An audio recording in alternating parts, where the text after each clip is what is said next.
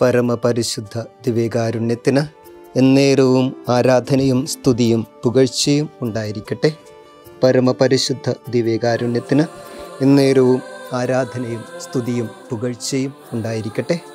പരമപരിശുദ്ധ ദിവ്യകാരുണ്യത്തിന് എന്നേരവും ആരാധനയും സ്തുതിയും പുകഴ്ചയും ഉണ്ടായിരിക്കട്ടെ. വിശുദ്ധ യോഹന്നാൻ്റെ വിശുദ്ധ സുവിശേഷം 7-ാം അധ്യായം 40 മുതൽ 53 വരെയുള്ള തിരുവചനം. അക്കാലത്ത് യേശുവിൻ്റെ വാക്കുകൾ കേട്ടപ്പോൾ ഇവൻ യഥാർത്ഥത്തിൽ പ്രവാചകനാണ് എന്ന് ചിലർ പറഞ്ഞു. മറ്റു ചിലർ പറഞ്ഞു, ഇവൻ ക്രിസ്തുവാണ്. എന്നാൽ വേറെ ചിലർ ചോദിച്ചു, ക്രിസ്തു ഗലീലയിൽ നിന്നാണോ വരിക? ക്രിസ്തു ദാവീദിൻ്റെ സന്താന പരമ്പരയിൽ നിന്നാണെന്നും ദാവീദിൻ്റെ ഗ്രാമമായ ബേത്ലഹേമിൽ നിന്ന് അവൻ വരുമെന്നുമല്ലേ വിശുദ്ധ ലിഖിതം പറയുന്നത്. അങ്ങനെ അവനെക്കുറിച്ച് ജനങ്ങൾക്കിടയിൽ ഭിന്നതയുണ്ടായി. ചിലർ അവനെ ബന്ധിക്കാൻ ആഗ്രഹിച്ചു. എന്നാൽ ആരും അവൻ്റെ മേൽ കൈവച്ചില്ല. സേവകന്മാർ തിരിച്ചു ചെന്നപ്പോൾ പുരോഹിത പ്രമുഖന്മാരും ഫരിസേയരും അവനോട് ചോദിച്ചു, എന്തുകൊണ്ടാണ് നിങ്ങൾ അവനെ കൊണ്ടുവരാഞ്ഞത്? അവർ മറുപടി പറഞ്ഞു, അവനെപ്പോലെ ആരും ഇതുവരെ സംസാരിച്ചിട്ടില്ല. അപ്പോൾ ഫരിസേയർ അവരോട് ചോദിച്ചു, നിങ്ങളും വഞ്ചിതരായോ? അധികാരികളിലോ ഫരിസേയരിലോ ആരെങ്കിലും അവനിൽ വിശ്വസിച്ചിട്ടുണ്ടോ? നിയമം അറിഞ്ഞുകൂടാത്ത ഈ ജനക്കൂട്ടം ശപിക്കപ്പെട്ടതാണ്. മുമ്പൊരിക്കൽ യേശുവിൻ്റെ അടുക്കൽ പോയവനും അതിലൊരുവനുമായ നിക്കോദേമോസ് അപ്പോൾ അവരോട് ചോദിച്ചു, ഒരുവന് പറയാനുള്ളത് ആദ്യം കേൾക്കാതെയും അവനെന്താണ് ചെയ്യുന്നതെന്ന് അറിയാതെയും അവനെ വിധിക്കാൻ നമ്മുടെ നിയമം അനുവദിക്കുന്നുണ്ടോ? അവർ മറുപടി പറഞ്ഞു, നീയും ഗലീലയിൽ നിന്നാണോ? പരിശോധിച്ചു നോക്കൂ, ഒരു പ്രവാചകനും ഗലീലയിൽ നിന്ന് വരുന്നില്ല എന്ന് അപ്പോൾ മനസ്സിലാകും. ഓരോരുത്തരും സ്വന്തം വീടുകളിലേക്ക് പോയി. കർത്താവിൻ്റെ സുവിശേഷം. ക്രിസ്തുവേ, അങ്ങേക്ക് സ്തുതി.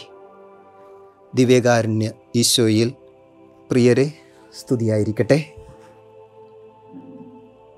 ഇന്ന് ഏപ്രിൽ മാസം 4-ാം തീയതി, തപസ് കാലത്തിലെ 4-ാം വാരത്തിലെ വെള്ളിയാഴ്ച.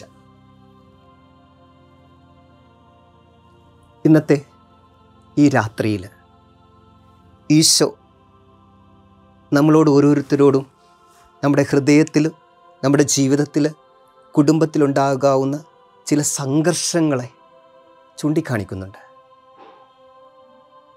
ഈ ജീവിത വ്യഗ്രതയിൽ അവനോട് ചേർന്ന് നിൽക്കുവാനും ഈ തപസ് കാലത്തിലെ ഈ അനുഷ്ഠാനങ്ങളിലൂടെ ഈശോയെ കൂടുതൽ സ്നേഹിക്കുവാനും വചനത്തിലൂടെ അവിടുത്തെ ധ്യാനിച്ച് അവിടുത്തെ ചേർന്ന് നിൽക്കുവാനും എന്നും നമ്മോട് കൂടെ ഉണ്ടാകും എന്ന് വാഗ്ദാനം ചെയ്യുന്ന, നമ്മളുമായി ഉടമ്പടി നടത്തുന്ന ദൈവത്തിലേക്ക് ചേർന്ന് നിൽക്കുവാനും നമ്മളെ ഓരോരുത്തരെയും ക്ഷണിക്കുകയാണ്.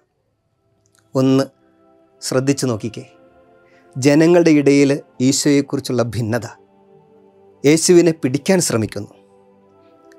സേവകന്മാരുടെ മറുപടി വളരെ രസകരമാണ്. ഇങ്ങനെ ആരും ഇവരെപ്പോലെ സംസാരിച്ചിട്ടില്ല. ഇങ്ങനെ ആരും ഇവനെപ്പോലെ സംസാരിച്ചിട്ടില്ല. Jesus touch. ഈശോയുടെ സംസാരത്തിന്, ഈശോയുടെ വാക്കുകൾക്ക് അത് വലിയൊരു ആശ്വാസവും വിടുതലും, നമുക്ക് വലിയ ജീവിതത്തിൻ്റെ വ്യഗ്രതകളിൽ നിന്നുള്ള ശൂന്യതയും സൗഖ്യവും ഒക്കെ നൽകുന്നതാണെന്ന് ഒരു സാക്ഷ്യം കൂടിയാണ് ഇവിടെ. നമ്മുടെ കാഴ്ചപ്പാട് മാറും. ഈ തപസ് കാലത്തിലൂടെ ഈശോയോട് ചേർന്ന് നിൽക്കുമ്പോൾ നമുക്ക് നമ്മുടെ കാഴ്ചപ്പാടുകൾ മാറട്ടെ. ലൗകികമായ, ഇരുട്ടിൻ്റെതായ, അന്ധകാരത്തിൻ്റെതായ, പൈശാചികമായിട്ടുള്ള കാഴ്ചപ്പാടുകൾ മാറി ഈശോയോട് ചേരുവാനായിട്ടുള്ള കൃപയ്ക്ക് വേണ്ടിയുള്ള ഒരു ദാഹം ഈ രാത്രിയിൽ നമുക്കുണ്ടാകട്ടെ. അവൻ കരുണയോടെ, സ്നേഹത്തോടെയുള്ള സംസാരം, വിടുതലും സൗഖ്യവും നൽകുന്ന അവൻ്റെ വാക്കുകൾ, ഹൃദയത്തിൻ്റെ ഭാരം കുറക്കുന്ന ഈശോയുടെ വചനം. അങ്ങനെ ചിന്തകളെയും വാക്കുകളെയും പ്രവൃത്തികളെയും ഒക്കെ വിശുദ്ധീകരിക്കുന്ന ഒരു വചനം, അതാണ് ആ വചനമാണ് പിതാവായ ദൈവത്തിൻ്റെ വചനം മാംസമായി ദിവ്യകാരുണ്യമായി കാൽവരിയിൽ ഉയർത്തപ്പെടുന്ന നമ്മുടെ രക്ഷകനായി നാം കണ്ടുമുട്ടുകയാണ്. അപ്പോൾ ഒരപ്പൻ എന്ന നിലയിൽ, അമ്മ എന്ന നിലയിൽ, ഭാര്യ എന്ന നിലയിൽ, ഭർത്താവ് എന്ന നിലയിൽ, മകനും മകളും എന്ന നിലയിൽ, സഹോദരൻ എന്ന നിലയിലൊക്കെ നമ്മളൊരു മാറ്റം സംഭവിക്കട്ടെ. ഈശോയോട് ചേർന്ന് നിന്നുകൊണ്ട് ഈശോയുടെ ഒരു ടച്ച്, ഈശോയുടെ ഒരു സാദൃശ്യം നമ്മുടെ വാക്കുകളിൽ, നമ്മുടെ പ്രവൃത്തിയിൽ ഒക്കെ തോന്നി നീ ഒരു എൻ്റെ ഭർത്താവിനെ പോലെ തോന്നട്ടെ.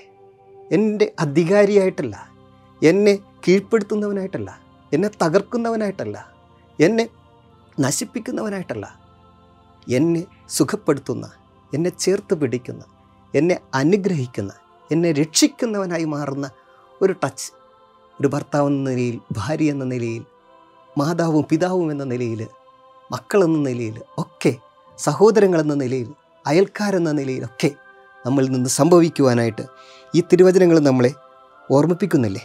ഇങ്ങനെയാണ്, ഇങ്ങനെയൊക്കെ പറ്റുള്ളൂ, എനിക്കിങ്ങനെയേ പറ്റൂ, ഞാനിങ്ങനെയൊക്കെയാണ് എന്നുള്ളതല്ല, മറിച്ച് ഈശോയോട് ചേർന്ന് ഈ തപസ് കാലത്തിലൂടെ സഞ്ചരിക്കുമ്പോൾ ഈശോയുടെ രീതിയിൽ ഈശോയെപ്പോലെയാകുവാൻ നമുക്ക് ഒരു പ്രാർത്ഥനയുണ്ടാകട്ടെ. നമ്മൾക്ക് തിരിച്ചറിയേണ്ട ഒരു കാര്യമുണ്ട്. ക്രിസ്തുവിനെക്കുറിച്ചുള്ള ഭിന്നത, വ്യത്യസ്തമായ ധാരണകൾ, ഭിന്നതയില്ലാത്ത മനസ്സിലാക്കുക സാധ്യമല്ല. ഈശോ തന്നെ പറയുന്നുണ്ട്, ഭിന്നതയാണ്, സമാധാനമല്ല, ഭിന്നതയാണ് ഞാൻ, തീയിടാനാണ് വന്നിരിക്കുന്നത്. നമ്മുടെ ജീവിതത്തിൽ ഈ ഭിന്നതയെ അതിജീവിക്കുമ്പോഴാണ് സത്യത്തെ തിരിച്ചറിയാൻ സാധിക്കുക. ഈ ഭിന്നിപ്പ് മനസ്സിലാക്കി അതിനെ ധ്യാനിച്ച് അതിജീവിക്കാൻ സാധിക്കുമ്പോഴാണ് ഇന്ന് നമ്മുടെ വിശ്വാസങ്ങളിൽ, നമ്മുടെ കുടുംബങ്ങളിൽ, നമ്മുടെ പരിശ്രമങ്ങളിലൊക്കെ ഈ ഒരു ഭിന്നത കടന്നു വരുമ്പോൾ ഈശോയോട് ചേർന്ന് സത്യത്തിലേക്ക് നമുക്ക് കടന്നു വരുവാനായിട്ട് സാധിക്കില്ല. ഇങ്ങനെ അതിജീവിക്കുമ്പോൾ ലോകം നിങ്ങളെ തള്ളിപ്പറഞ്ഞേക്കാം, പക്ഷേ അന്ത്യം വരെ ഞാൻ നിങ്ങളോട് കൂടെ ഉണ്ടായിരിക്കും എന്ന് പറയുന്ന ഈ ഈശോയോട് ചേർന്ന് നിൽക്കുമ്പോൾ നമുക്കും ഇന്ന് ഒരാശ്വാസമാകട്ടെ. അന്ത്യം വരെ നിൻ്റെ കൂടെ ഉണ്ടാകുമെന്ന് വാഗ്ദാനം ചെയ്ത ഈശോ നിൻ്റെ ജീവിതത്തിലെ ഭിന്നതകൾക്ക് ഒരു പരിഹാരമാണ്, ഭാരങ്ങൾക്ക് ഒരു പരിഹാരമാണ്, സഹനങ്ങൾക്ക് ഒരു പരിഹാരമാണ്. ഉദ്ധിതൻ്റെ ജീവിതത്തിലേക്കുള്ള, ഉദ്ധിതൻ്റെ തിരുഹൃദയത്തിലേക്കുള്ള, തിരുമുറിവിലേക്കുള്ള നമ്മുടെ യാത്രയിൽ നമുക്ക് അനുഗ്രഹങ്ങൾ ധാരാളമായി, വിടുതൽ ധാരാളമായി സംഭവിക്കട്ടെ. പരമപരിശുദ്ധ ദിവ്യകാരുണ്യനാഥൻ്റെ സന്നിധിയിൽ നമുക്ക് മുട്ടുകുത്താം. നമ്മുടെ ശിരസ് ആവോളം നമ്മുടെ നിലത്ത് മുട്ടിച്ച് ദൈവത്തിൻ്റെ അനുഗ്രഹത്തിനായി പ്രാർത്ഥിക്കാം. നമ്മുടെ ഹൃദയത്തിലേക്ക്, നമ്മുടെ കുടുംബത്തിലേക്ക്, നമ്മുടെ ജീവിത ആവശ്യങ്ങളിലേക്ക് കടന്നു പോകുന്ന ഒരവസ്ഥകളിലേക്കും ഈ ദൈവത്തിൻ്റെ ശക്തി കടന്നു വരട്ടെ. എല്ലാ ബന്ധനങ്ങളും തിന്മകളും വിട്ടുപോകട്ടെ എന്നുള്ള പ്രാർത്ഥനയോടെ സൗഖ്യദായകനായ വിമോചകനാഥനായ എന്നും കൂടെയുണ്ടായിരിക്കുമെന്ന് ഉറപ്പ് നൽകുന്ന ഈശോയിലേക്ക് നമുക്ക് സമർപ്പിക്കാം. 31:5 സങ്കീർത്തനോടൊപ്പം, കർത്താവേ, അങ്ങേ കരങ്ങളിൽ എൻ്റെ ആത്മാവിനെ ഞാൻ സമർപ്പിക്കുന്നു. അവിടുന്ന് ഞങ്ങളുടെ രക്ഷയായി, വിമോചകനായി കടന്നു വന്ന് രക്ഷിക്കണമേ എന്ന പ്രാർത്ഥനയോടെ പരിശ്രമിക്കും. പരമപരിശുദ്ധ ദിവ്യകാരുണ്യത്തിന് എന്നേരവും ആരാധനയും സ്തുതിയും പുകഴ്ചയും. ദിവ്യകാരുണ്യ സ്നേഹമേ, പരിശുദ്ധ സ്നേഹമേ, പരിശുദ്ധ പരമ ദിവ്യകാരുണ്യമേ, അനന്ത സ്നേഹമേ, പരിശുദ്ധ പരമ ദിവ്യകാരുണ്യമേ, അനന്ത സ്നേഹമേ.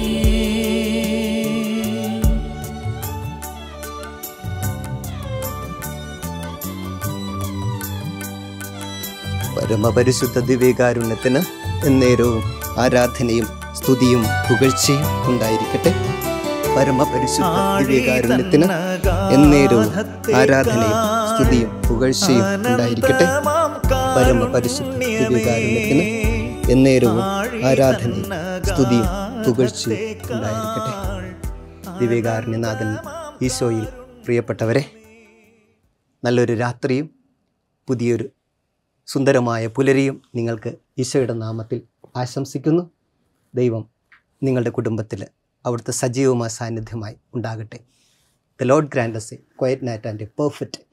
Amen. കരുണതൻ കയർ പിടിച്ച് നയിച്ചിടും സ്നേഹമേ, ദിവ്യകാരുണ്യ സ്നേഹമേ, പരിശുദ്ധ സ്നേഹമേ, പരിശുദ്ധ പരമദിവ്യകാരുണ്യമേ, അനന്ത സ്നേഹമേ, പരിശുദ്ധ പരമദിവ്യകാരുണ്യമേ, അനന്ത സ്നേഹമേ.